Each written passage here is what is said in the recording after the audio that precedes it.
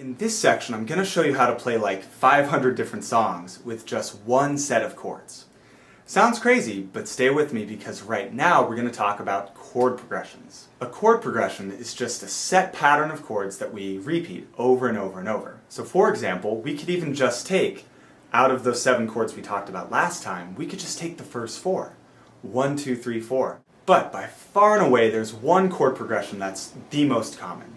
One chord progression to rule them all. I call it the legendary chord progression, which is 1, 5, 6, and 4. With these 4 chords, you can play everything ranging from rock, pop, musicals. It's everywhere. Now remember, I showed you how to find the 7 chords for whatever scale you're using. And let's say we're in the key of C. We're just using all natural notes. So the C chord would be number 1 because it's a C scale. Then I'm going to count 1, 2, 3, 4, 5. I'm going to do the 5 chord. Then I'm going to go from 5 up to 6. And then from 6 down to 4. 6, 5, 4. Alright, so all together it sounds like this. 1, 5, 6, 4. Pause the video and give that a try. Believe it or not, you literally just played like 400 different pop songs. That chord progression is at the heart of anything from Disney to The Office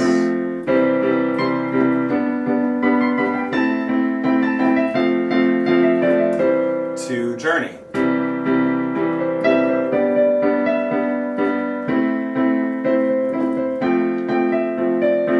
And you saw every time it was the same 4 chords. The only thing that changed was the melody aspect of it.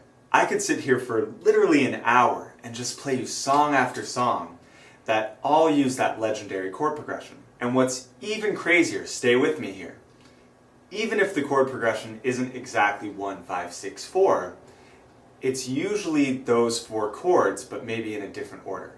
For example, maybe it's 1, 4, 6, 5, or 1, 6, 4, 5, like Heart and Soul. And these chords are so common and so fundamental that we actually have a term for them. Just like there are the primary colors, these are the primary chords. And technically 1, 4, and 5 are the primary chords, and then 6 is sort of an unofficial primary chord. It's not technically one of them, but it's just as common as the main primary chords. So I want you to think of these 4 as being your bread and butter. And just to really bring it all home, now you've seen real-life examples of different chord progressions. All it is a set pattern of chords that makes up our song.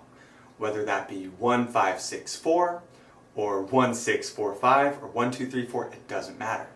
Different songs are going to use different chord progressions, but they're all based off of these concepts. And I hope you're feeling good about that. This is a really exciting moment for a lot of people. But now I'm going to sort of throw one last wrench into the mix. And that is that obviously not all songs are in the key of C. Not all songs are going to use the C scale. But the good news is we've already learned everything we need to know to put this into a different scale. So for example, let's say my song is in the key of G. Well, we learned that we have an F sharp in the key of G. So as I go through those chords, number 1, which would be G in this case, 1, 2, 3, 4, 5, I just have to remember, not F natural, F sharp, right? And then, from 5 to 6, 6 back down to 4, 6, 5, 4. Okay, so there, it was very similar, I just had one sharp built into the mix. And of course you could do the same pattern for whatever scale you're in. So some songs do it in the key of F, 1, 5, 6, 4. Other songs might use, say, a D scale.